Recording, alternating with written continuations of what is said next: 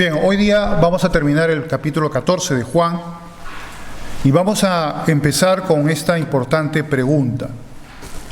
¿Cómo Cristo mora en el creyente? Evidentemente, cuando me refiero a creyente, no es simplemente profesante en Cristo, sino el nacido de nuevo, el que recibió a Cristo en su corazón. A ese creyente me refiero. ¿Es acaso esto una entelequia? Es decir, ¿es una idea? Algo que, bueno, es algo así como dijera yo a alguien, te apoyo o estoy contigo, y ya está, eso es todo.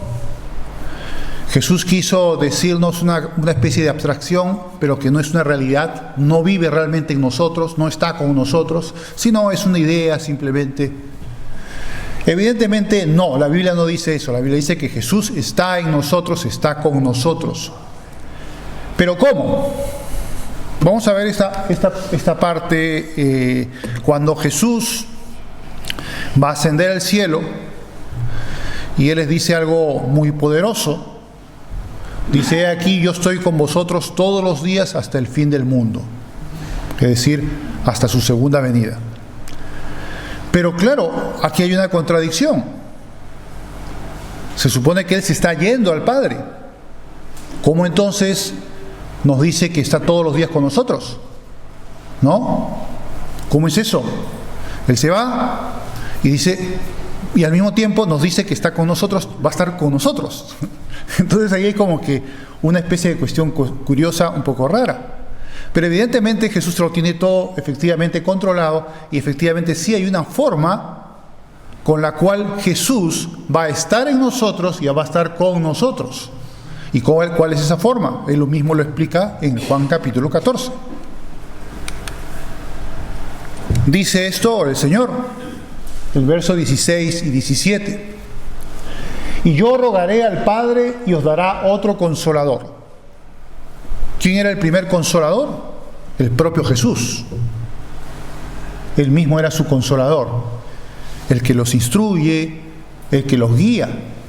Pero dice, voy a enviar otro consolador, porque como yo voy a ir al Padre, no voy a dejar los huérfanos. Eso lo dice en otro pasaje también, ya lo vamos a ver. Sino que os voy a dar al Consolador, que es el Espíritu Santo, lo que se conoce en la Biblia como Paracletos del griego, que es instructor, que es guía. Y dice, para que esté con vosotros para siempre. Es la forma que tiene Cristo de estar en cada corazón de sus hijos. Obviamente Jesús, cuando estuvo en la tierra, estaba ubicado en una determinada parte de la geografía del planeta. Estaba allí, en un lugar determinado. Y si tú querías ver y hablar con Jesús, tenías que ir a ese lugar. ¿Cómo entonces Jesús podría tener esa intimidad con cada creyente que puede estar en cualquier lugar del mundo y en cualquier época de la historia? Pues a través del Espíritu Santo de Dios. Dice, el Espíritu de verdad, al cual el mundo no puede recibir porque no lo ve ni le conoce. El Espíritu Santo no puede ser experimentado por la gente del mundo que no conoce a Cristo, que no ha recibido a Cristo en su corazón. Ese es el detalle y el secreto por el cual cristianos profesantes que con mucho entusiasmo quieren servir a Dios no pueden. Fracasan. Eso sí, claro, si usan medios humanos, mercadeo espiritual, evidentemente eso funciona y va a dar resultados, pero eso no es fruto del Espíritu Santo, sino fruto simplemente de una técnica sociológica. Pero eso no es obra del Espíritu Santo. Pero el creyente sí tiene esta facultad, y por eso el John Wesley, de antes de recibir a Jesús, era un fracasado, y el John Wesley, después de recibir a Jesús y tener al Espíritu Santo, fue un prodigio de Dios. Entonces, ahí está la diferencia. Todo lo que hagamos como creyentes auténticos está bajo el poder y la acción del Espíritu Santo. Y en la medida en que eso funcione así, van a haber resultados y van a haber frutos. Obviamente el ser humano en su carnalidad puede opacar esto, y eso lo vamos a ver ahora, pero tenemos la herramienta, tenemos la presencia de Dios en nuestro corazón a través del Espíritu Santo. Y es del Padre y del Hijo, porque dijo el Señor, haremos morada, hablando del Padre y del Hijo, con el creyente. Y eso se cumple con el Espíritu Santo. Bien, dice, pero vosotros le conocéis, le dice a sus discípulos, porque mora con vosotros. El hecho de que pudieran creer en Jesús, que pudieran seguir a Jesús, era porque el Espíritu Santo estaba morando con ellos. Pero Él dice algo más, el Señor, algo mucho más impactante. Dice, y estará en vosotros. Eso es palabras mayores. Ya no va a ser simplemente estar contigo, sino que va a estar en ti, va a morar en ti. Y eso es algo muy poderoso. Mucho mejor, es bueno que esté con nosotros, mejor es que esté en nosotros. Y eso es lo que tiene todo creyente cuando recibe a Jesús. Va a ser morada del Espíritu Santo. El Espíritu Santo va a estar en su interior y de esa manera Cristo, el Hijo de Dios y el Padre harán morada con el creyente. Fíjense lo que dice aquí 1 Corintios 6 y 19, reafirmando este punto. Dice, ¿o ignoráis que vuestro cuerpo es templo del Espíritu Santo, el cual está en vosotros, el cual tenéis de Dios, y que no sois vuestros? Aquí también habla de una cosa muy interesante. El ser humano común y corriente siempre tiene la pretensión de ser suyo. Es decir, yo gobierno mi vida, yo soy, como le dicen, el capitán de mi destino, según ese poema que dice por ahí. Yo soy el que gobierna, yo soy el que manda, yo soy el que decide. Y lo que yo quiero eso hago y ya está. Yo tengo mi propio gobierno, porque yo soy mío. Pero aquí nos dice el Señor algo tremendo. Dice que no sois vuestros. Vais a ser, en ese momento, cuando todavía no había sido sacrificado, Jesús dijo, vais a ser comprados por la preciosa sangre del propio Jesús. Y ahora que nosotros estamos después del hecho de la cruz, podemos decir de que nosotros no somos nuestros. ¿Por qué no somos nuestros? Y eso lo va a decir el verso siguiente, en ese mismo que lo vamos a ver luego, ahí en ese pasaje de 1 Corintios, el verso siguiente lo va a decir, porque fuimos comprados por precio. ¿Y cuál es ese precio? El precio de la sangre de Cristo. Ahora aquí, antes de pasar ese punto, quiero un poco reflexionar en cómo era ese sistema que tenía Dios de poder tener presencia en medio de Israel. Dios ordena a Moisés que construya un tabernáculo, que luego sería un templo. Pero en el interior del tabernáculo y también del templo, habían dos compartimentos. Uno era el lugar santo y otro era el lugar santísimo.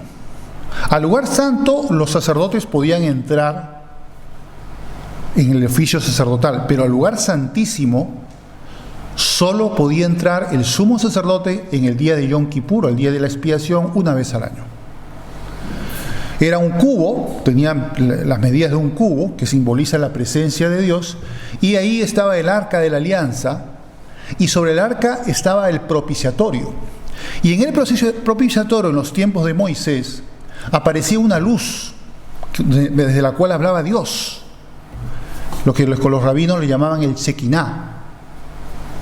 Esa era la luz de la presencia de Dios que estaba en ese tabernáculo, y que aunque quizás no se vio en eso, digamos en el templo, también hubo el tiempo en Salomón en que sí se vio la Shekinah en el interior del templo de Jerusalén cuando fue consagrado.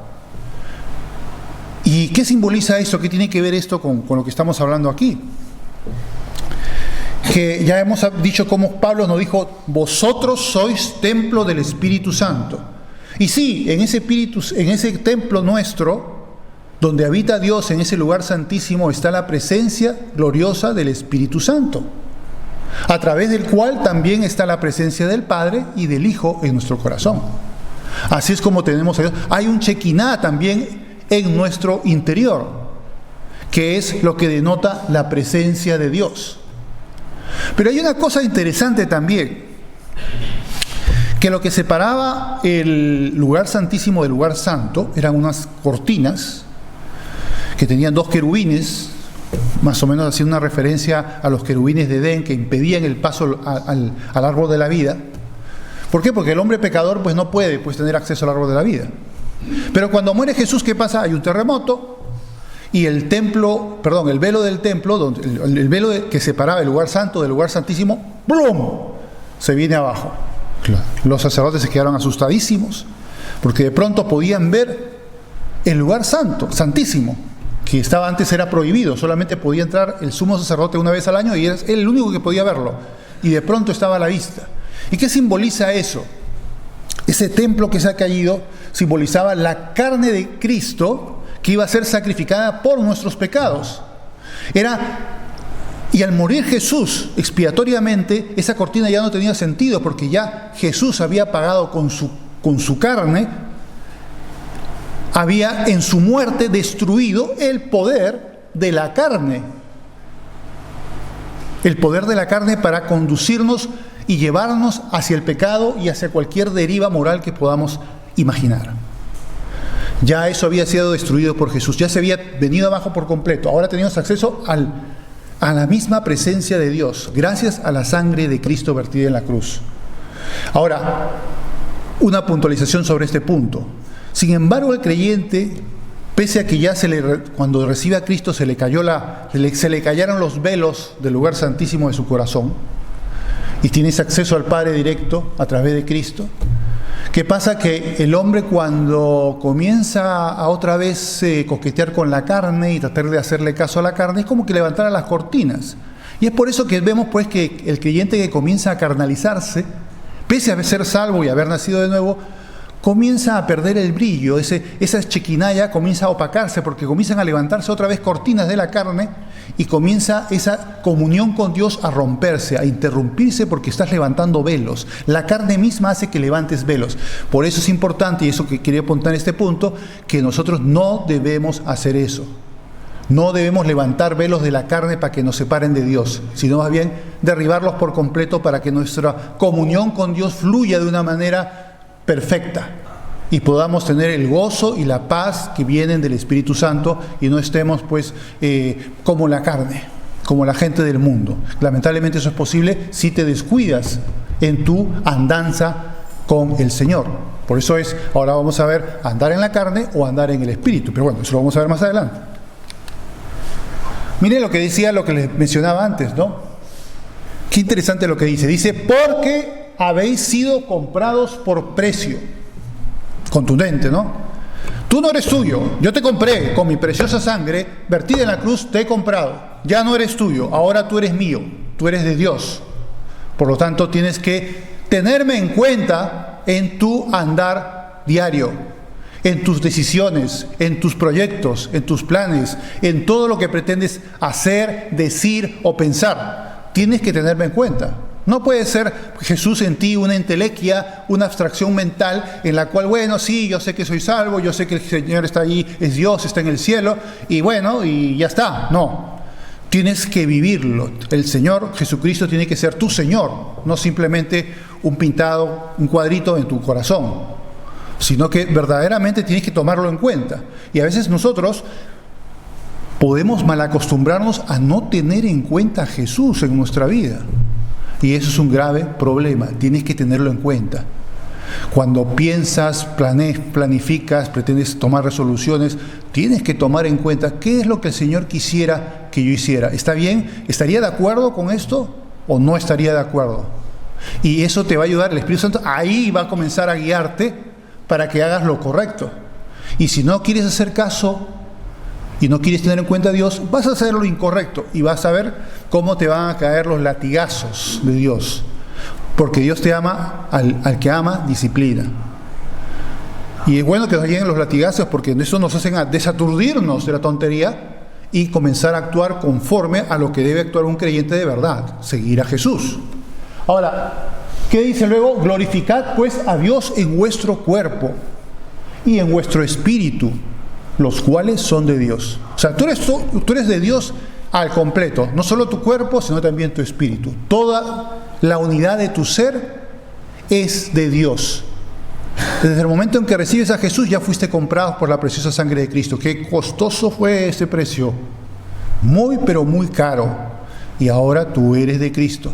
Por lo tanto, dice, glorificad a Dios en vuestro cuerpo, es decir, que tus acciones, lo que tú vas a hacer, glorifiquen a Dios, y no pues que te involucres en carnalidades y te alejes de la senda de Dios, porque bueno, pues decidiste obedecer más a la carne que al Espíritu, y no entristezcas al Espíritu Santo, como dice Pablo también en el pasaje que vimos el domingo pasado.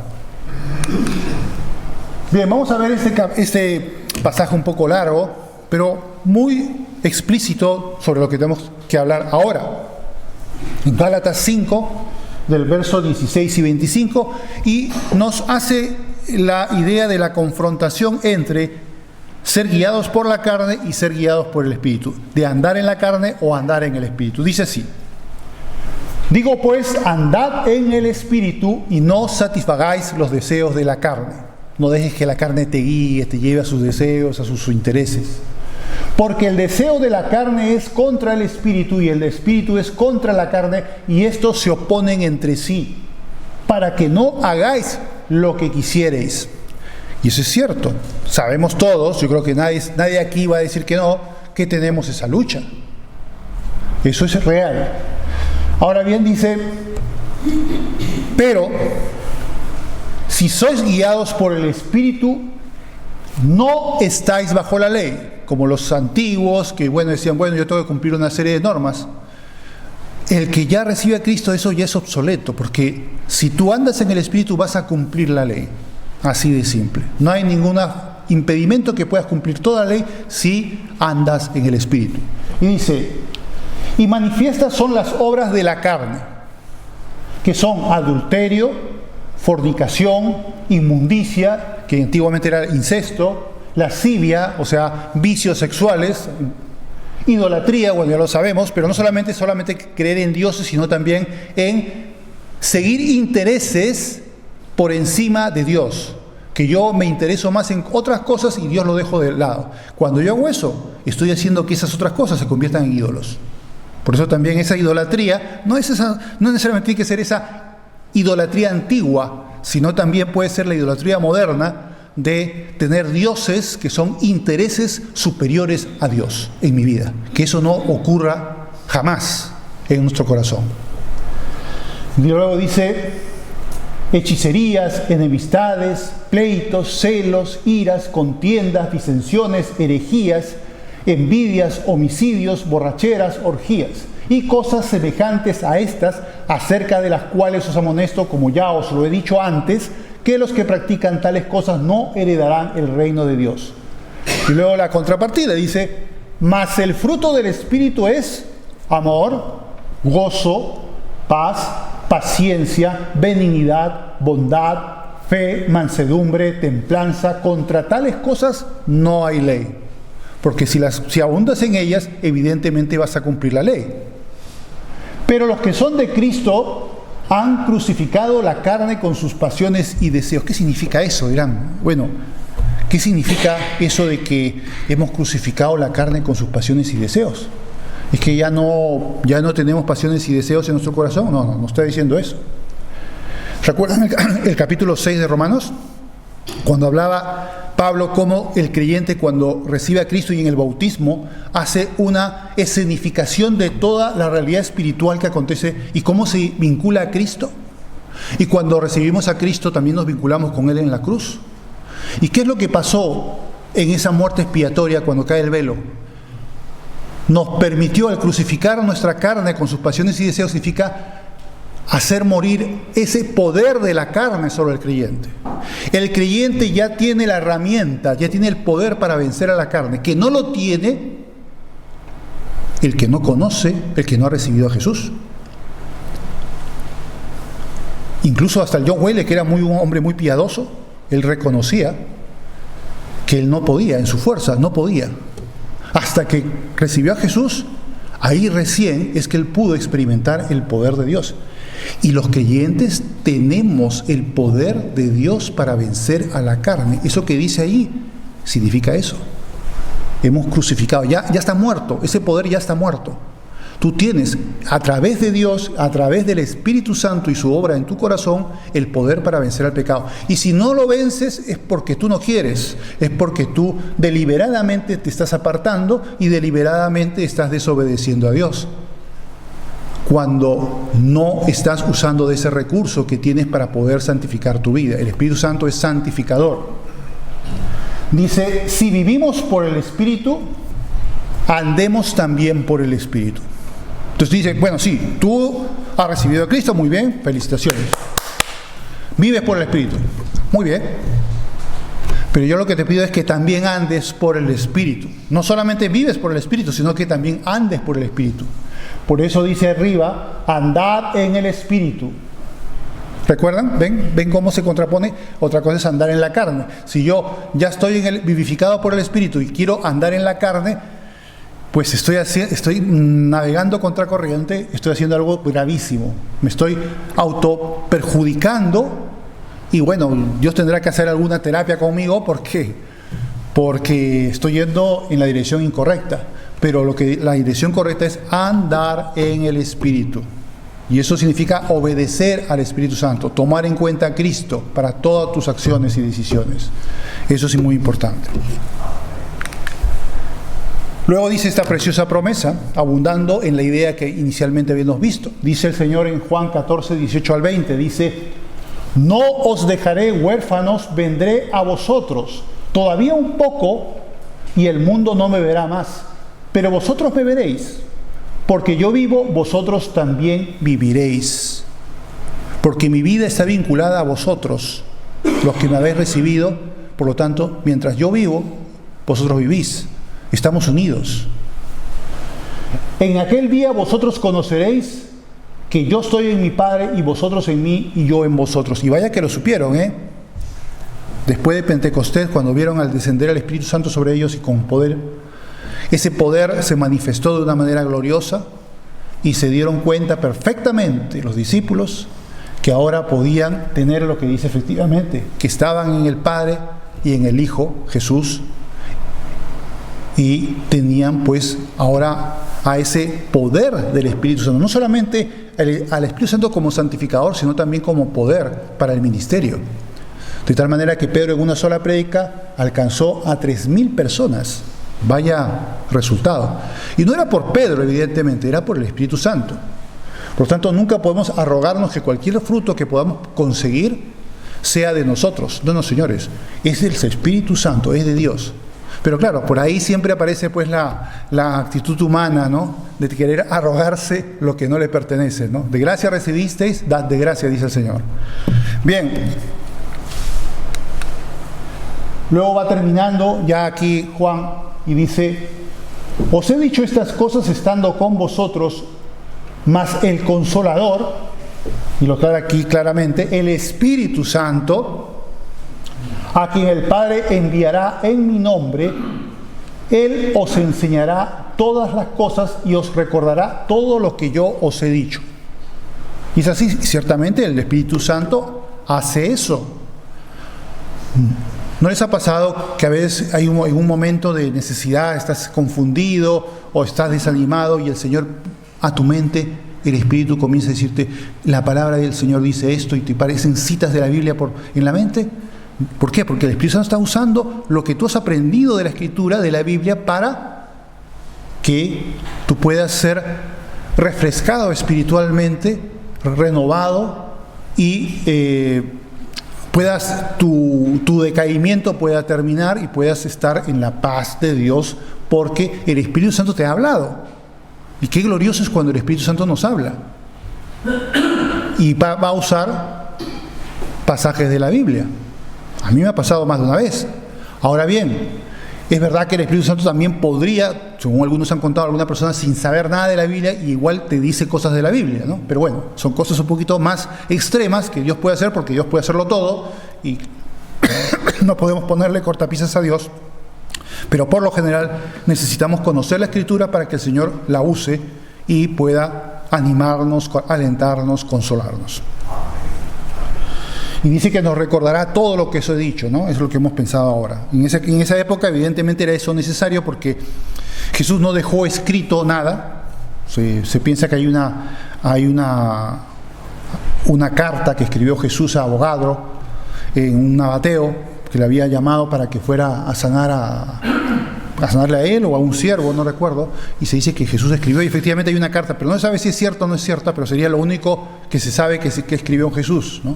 Pero bueno, aparte de eso no dejó nada, y evidentemente los discípulos tenían que recordar lo que dijo Jesús, y el Espíritu Santo se encargó de que ellos pudieran escribir en nuestra Biblia, en los evangelios, lo que Jesús dijo. Y ahí gracias a eso tenemos pues el testimonio de las palabras de Jesús. Bien, continuemos entonces. Bueno, esto es lo que había dicho antes, ¿no? Todo aquello que pensamos hacer o decir, debemos preguntarnos si Cristo estaría de acuerdo con ello en lugar de evadirle, pensando, hablando y actuando bajo la guía de la carne. No debemos pues hacer la guía de la carne, sino la guía del Espíritu. Bien, vamos a ver esos dos pasajes, ya es para ir terminando, para poder contrapesarlos uno con el otro. Dice en Juan 14:27, la paz os dejo, mi paz os doy, yo no os la doy como el mundo la da. No se turbe vuestro corazón ni tenga miedo. ¿Qué paz es la que el mundo da? La paz de los recursos. Bueno, yo tengo una cuenta bancaria muy abultada. Bueno, yo soy hijo de la autoridad tal, o yo tengo las prebendas políticas o económicas o sociales determinadas por mis condiciones, en fin. Y bueno, son las seguridades que pueden darle paz. Pero esa paz es totalmente endeble y totalmente fugaz, como una niebla. Sin embargo, la paz de Dios es muy diferente, porque la paz de Dios se nutre justamente de la presencia de Dios en tu corazón, de ese Dios todopoderoso que tiene todo el control y que tiene todo el poder y que nunca te va a dejar solo. Siempre estará contigo. Esa es la paz de Dios. De eso se nutre la paz de Dios. Y luego dice en Filipenses 4:7, dice, la paz de Dios que sobrepasa todo entendimiento guardará vuestros corazones y vuestros pensamientos en Cristo Jesús. ¿Ven cómo la describe? De esa manera el Señor te dará paz, tranquilidad. Es una paz que sobrepasa todo entendimiento. No se compara a ninguna paz humana. Es muy, pero muy superior y poderosa. Bien, ya ese es el último pasaje y luego vamos a hacer todavía unos pasajes más, pero para comentar este último pasaje y terminamos. En Juan 14, 28 al 29 dice, ya terminando el capítulo 14, habéis oído que yo os he dicho, voy y vengo a vosotros. Si me amáis, os habríais regocijado porque he dicho que voy al Padre, porque el Padre mayor es que yo. Y ahora os lo he dicho antes que suceda para que cuando suceda creáis. Bien, ahora aquí dice algo curioso que lamentablemente ha sido terriblemente malinterpretado por los testigos de Jehová. Vamos a ver la parte amarilla y la parte roja. Dice, si me amáis, os habríais regocijado porque he dicho que yo voy al Padre. Porque el Padre es mayor que yo. Y claro, los testigos de Jehová dicen, mira ve, el Padre es mayor que Jesús, por lo tanto, Jesús no es igual a Dios. Obviamente es una burrada total, porque hemos visto ya desde Juan 1:1 cómo Jesús y el Padre se confunden teológicamente. Siendo personas distintas, se confunden en la divinidad porque ambos son Dios. Y el Espíritu Santo también es Dios. Ese Dios trino está ahí confuso, pero no confuso en un sentido peyorativo, sino que se confunde muchas veces porque aparece una expresión y aparece la otra, pero es Dios. No que sean tres, mejor dicho, una sola persona, son tres personas, pero que comparten esa condición divina. Pero los testigos de Jehová dicen, no, ahí, como si fuera el dedo en la llaga, han visto, sí, ahí es una forma de decir que eso no es verdad, pero no, tenemos desde Génesis 1, si compara Génesis 1 con Juan 1:1, tienes a Jesús también ahí. Jesús y el Espíritu Santo está también en el Antiguo Testamento. Y podemos dar una prédica para tratar ese tema perfectamente, ver todas las referencias de Cristo en el Antiguo Testamento. Por eso vemos que Dios Padre, Dios Hijo y Dios Espíritu Santo están en todas partes. sea, solamente que el protagonista principal en el Nuevo Testamento obviamente es Jesús, ¿no? Es el más visible, pero no significa que Jesús fuera una especie de arcángel Miguel, como ellos dicen los testigos de Jehová, que está pues ahí. Vamos a ver, para terminar, unos pasajes, en este caso de Apocalipsis. No apareció abajo. Bueno. Fíjense cómo se describe a Jesús, ¿eh? Está hablando de Jesús. Dice: yo soy el alfa y el omega, el principio y el fin, dice el Señor, el que es, el que era y el que ha de venir. ¿Qué dice luego? El mandadito del Padre, el mensajero. No, el Todopoderoso. En Isaías 9, recuerdan Isaías 9 cuando dice: un niño nos es dado, y uno de los nombres es Padre Eterno, Príncipe de Paz. O sea, hay una amalgama entre el Hijo y el Padre. Por eso Jesús dijo a Felipe: pero Felipe, tanto tiempo estoy con vosotros y no me has conocido, el que me ve a mí, ve al Padre. ¿No sabías que yo soy el Padre y el Padre en mí? Y un montón de referencias que se relaciona el Padre y el Hijo de una manera íntima. Y luego que dice en el otro pasaje, dice: y me volví para ver la voz que hablaba conmigo, y vuelto vi 7 candeleros de oro, y en medio de los 7 candeleros a uno semejante al Hijo del Hombre, vestido de una ropa que llegaba hasta los pies. Cuando dice el Hijo del Hombre se refiere a Jesús. Es un término mesiánico que lo inaugura Daniel en su libro. Bien, dice: vestido de una ropa que llegaba hasta los pies y ceñido por el pecho con un cinto de oro. Su cabeza y sus cabellos eran blancos como blanca lana, como nieve, sus ojos como llama de fuego y sus pies semejantes al bronce bruñido. Refulgente como en un horno y su voz como estruendo de muchas aguas. Tenía en su diestra 7 estrellas, de su boca salía una espada aguda de 2 filos y su rostro era como el sol cuando resplandece en su fuerza. Es una visión gloriosa de Jesús. Cuando Jesús fue transfigurado, ¿se recuerdan ese pasaje? Que solamente fueron testigos Jacobo, Juan y Pedro. ¿Qué pasó con Jesús? ¿Aparecía el Jesús de siempre? ¿El Jesús humano? No, apareció el Jesús en la gloria, el Jesús glorioso, ese Jesús que su rostro es una luz impresionante. Ese es el Jesús que aparecía. Y aquí es una metáfora teológica, simbólica, pero que efectivamente refleja la majestad de Jesucristo.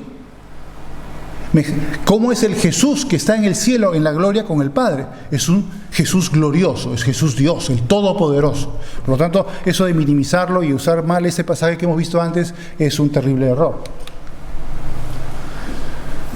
Aquí dice: por lo tanto, el sentido de que Jesús diga que se debe alegrar de que vaya al Padre por ser mayor que Él es como si el Señor le dijera: deberías alegraros de que vaya al Padre, porque al hacerlo voy a recuperar toda mi gloria y toda mi majestad. Eso es lo que quería decir Jesús. El Padre es mayor que Él porque en ese momento el Padre está en su gloria y majestad y Jesús está como un ser humano, simple y corriente. A eso se refiere con el Padre es mayor que yo. Y esto lo refrenda el siguiente pasaje del capítulo 17, donde Jesús hace la oración y dice esto: ahora pues, Padre, glorifícame tú al lado tuyo con aquella gloria que tuve contigo antes que el mundo fuese. Con aquella gloria. ¿Se dan cuenta? Jesús en su forma divina es un ser glorioso, porque es Dios. Y no, por supuesto, pues como dicen estos señores, que es aún mayor significa que Él no es Dios. No, para nada. Bien, ese es el último pasaje y terminamos. Dice: no hablaré ya mucho con vosotros porque viene el príncipe de este mundo y él nada tiene en mí. ¿A qué príncipe se refiere? A Satanás. Mas para que el mundo conozca que amo al Padre y como el Padre me mandó, así hago. Levantaos, vámonos de aquí. ¿Qué quiere decir eso? Que Jesús está dispuesto a ir a la cruz. Vámonos de aquí, porque tengo que cumplir lo que el Señor ha determinado que vaya a cumplir, que es ser obediente hasta el final, con muerte y muerte de cruz. ¿Qué nos dice eso a nosotros? Que nosotros, que hemos sido comprados por precio, tenemos que hacer lo mismo, tenemos que ser también obedientes hasta la muerte. Como muchos de nuestros hermanos en otras partes del mundo lo son, cuando se les Dice, o niegas a Jesús o te mato. Y ellos hasta la muerte dicen, yo no voy a Jesús, y reciben la bala, la espada o el machete o lo que fuera. Y son asesinados. Y eso es lo que tenemos que hacer. Si tomamos en serio nuestra fe tiene que ser obediencia hasta la muerte. Claro, aquí estamos muy cómodos y como que eso no parece un poco de cosa de allí, de lejos, no, pero eso es para todo creyente de verdad, ¿eh? Estamos retados a eso. Bien, por lo tanto tenemos que ser obedientes al Señor. Con esto terminamos. Vamos a orar. Padre Santo, te damos las gracias porque tú, Señor, verdaderamente has hecho una obra maravillosa para poder alcanzarnos, para poder salvarnos. Y tu preciosa sangre, Señor, fue un costo oneroso, increíble, muy grande, Señor, con el cual nos has comprado. Hemos sido comprados por precio y no somos nuestros, Señor. Te pedimos que nos ayudes a ser bien obedientes, Señor, a ti, a ser guiados por tu Santo Espíritu, para que de esa manera te tengamos en cuenta como aquel Cristo que está en nuestro corazón y no que está en una idea abstracta en el firmamento, sino que tú estás en nosotros y tenemos que obedecerte, tenemos que saber tenerte en cuenta, saber que tu presencia está allí. No solamente para librarnos de las ansiedades o de las pruebas, sino también para conducir nuestra vida como tú quieres que sea conducida. Te pedimos que nos ayudes en esto, en el precioso nombre de Jesús. Amén.